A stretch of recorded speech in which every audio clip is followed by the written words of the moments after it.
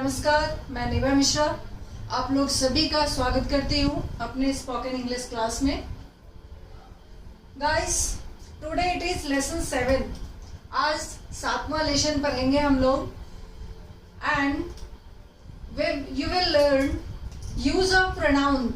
इससे पहले जो हमने 6 वीडियोस में आप लोग को 6 लेसन्स में पढ़ाया है वो है यूज ऑफ नाउन्स। और नाउन का डेफिनेशन भी मैंने आपको सिखाया था कि whatever you see around you, जो भी आप अपने अगल बगल जितनी चीज देखते हो अलॉन्ग विद यू ऑल्सो, आपका नाम भी उसमें होगा। तो वो सब चीज हमने डिस्कस किया है पिछले 6 वीडियोस में। आप उसको सीक्वेंस में देखना और सीखना। आपको स्पोकन सीखना है तो जितना ज्यादा प्रैक्टिस करोगे उतने परफेक्ट होगे। रटना बहुत ज्यादा नहीं है, आपको थोड़ी मोड़ी तो रटना पड़ेगा आपको, बट बहुत ज्यादा रटने से आप स्पोकन इंग्लिश नहीं सीखोगे।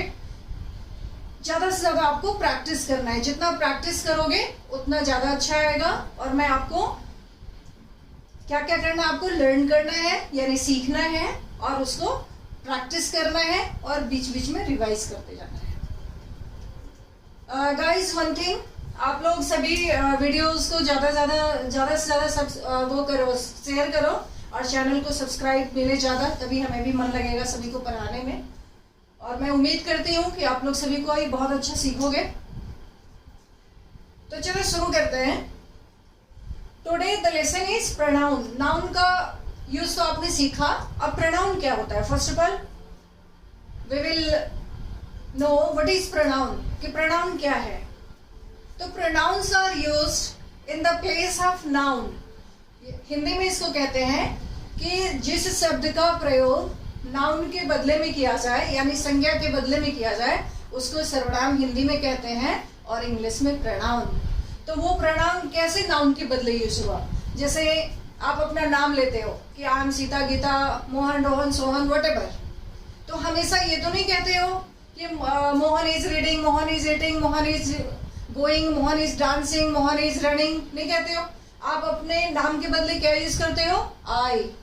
जो सामने होता है आपका, सपोज फ्रेंड है, भाई है, मदर है, फादर है, जो भी है व्हाटएवर, तो हमेशा उनका नाम यूज नहीं करते आप। इट मीन्स कि नाउन का प्रयोग नहीं करते, उसके बदले आप प्रोनाउन यूज करते हो। जैसे यू कहते हो, अगर आप बातचीत कर रहे हो या उनको इंडिकेट करते हो तो यू कहते हो।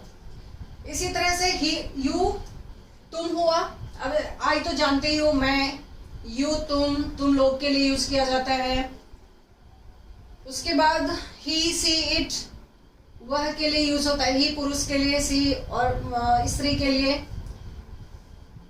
इसी तरह से दे है, वे लोग के लिए प्रयोग किया जाता है।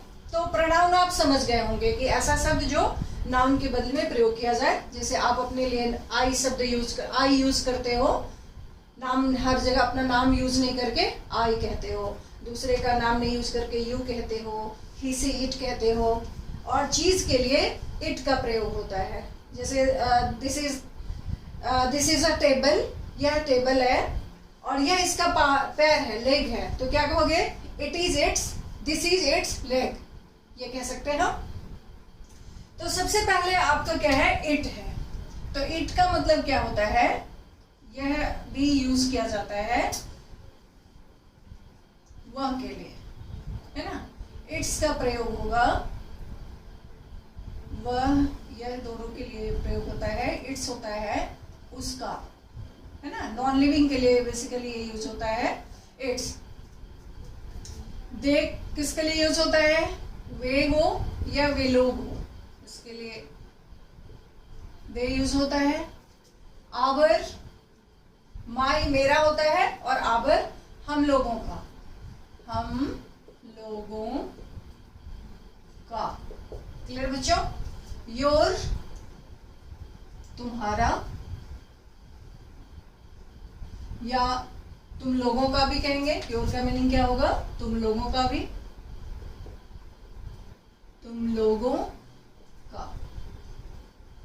और देयर क्या होता है, उन लोगों, दे वे लोग होता है ना, और देयर होता है उन लोगों का, उन लोगों का। तो सभी का मीनिंग आप समझ लिए।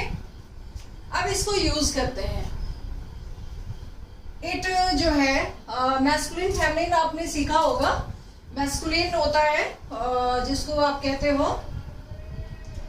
पुल्लिंग, हिंदी में पुरुषवाचक शब्द के लिए यूज होता है वो, और फेमिनिन होता है स्त्रीवाचक। और ये इट जो है ये नॉन लिविंग थिंग्स के लिए यूज होता है।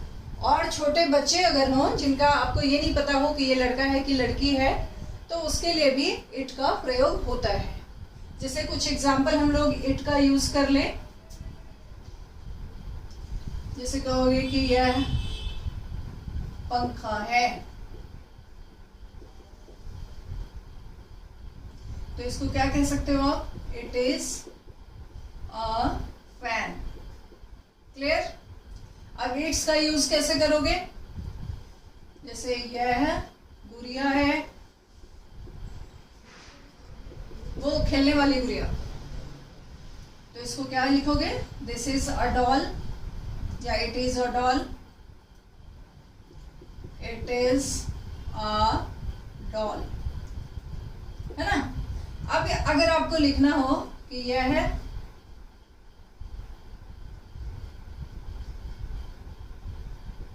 उसका हाथ है, तो यहां क्या कहोगे? अब ये डॉल नॉन लिविंग है ना, खेलने वाली गुड़िया, तो यह उसका हाथ है, तो इसको क्या कहोगे? This is it's hand. तो ये उसका के लिए क्या लगाया आपने? इट्स लगाया। और क्यों इट्स का यूज किया? अगर ये पुरुष होता तो हिज होता, स्त्री होती तो हर होता, लेकिन ये नॉन लिविंग है तो इसके लिए आपने क्या यूज किया? यहाँ पे इट्स का यूज किया। दिस इज इट्स हैंड, यह इसका हाथ है। क्लियर? अब वे लोग के लिए क्या आता है? दे। दे का यूज आप कैसे करोगे? वे लोग शिक्षक हैं, वे लोग शिक्षक हैं। क्या बनाओगे इसका? They are teachers. क्लियर बच्चों? वे हो या वे लोग हो, दोनों के लिए यही यूज होगा। और अगला है आवर। बहुत सारे हो तभी यूज होगा, है ना? नेक्स्ट है आवर। आवर का मीनिंग क्या होता है हिंदी में? हम लोगों का। तो क्या कहोगे? This is our house. Hindi में इसको क्या कहेंगे? यह है हम लोगों का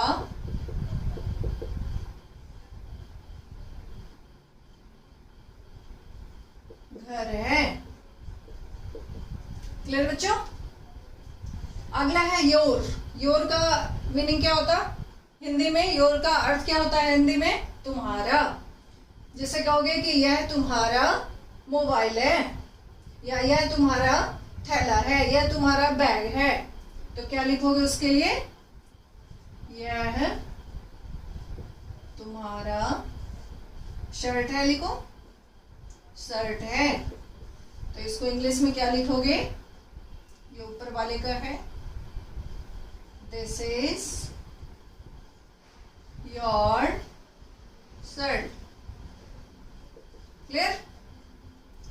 अगला है देयर।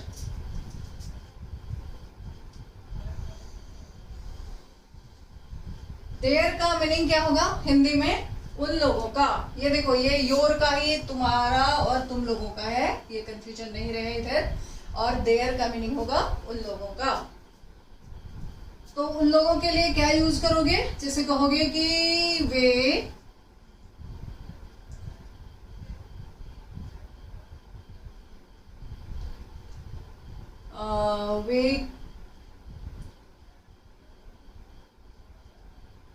कुर्सियां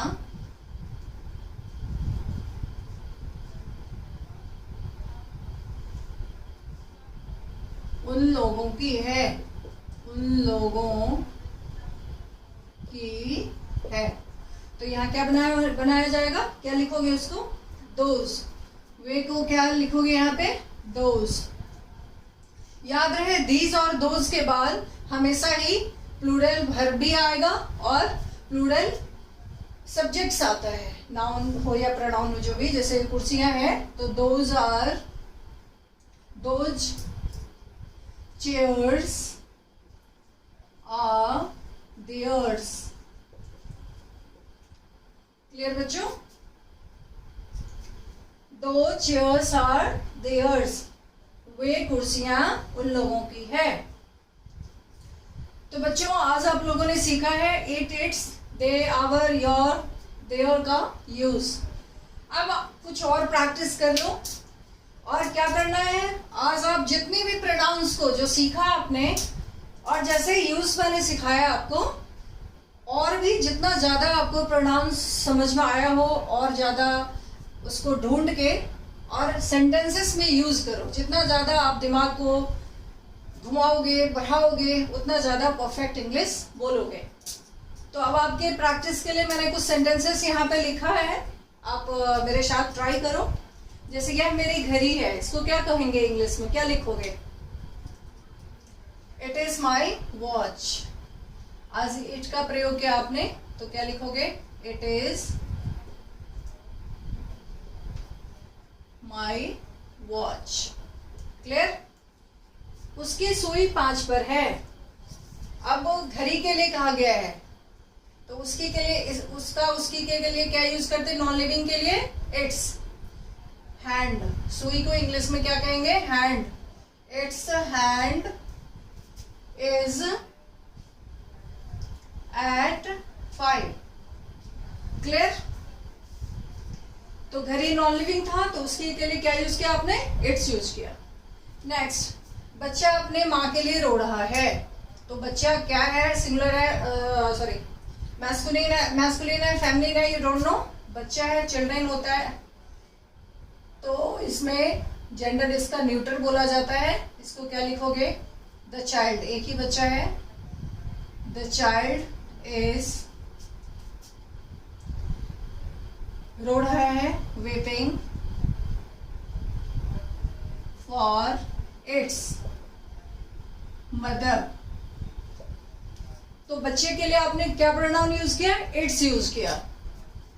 नेक्स्ट, यह हमें मोबाइल है, this is a mobile. Phone लगा दो यहाँ पे, मोबाइल फोन। यह उसका कवर है तो क्या लिखोगे, this is it's covered. Clear.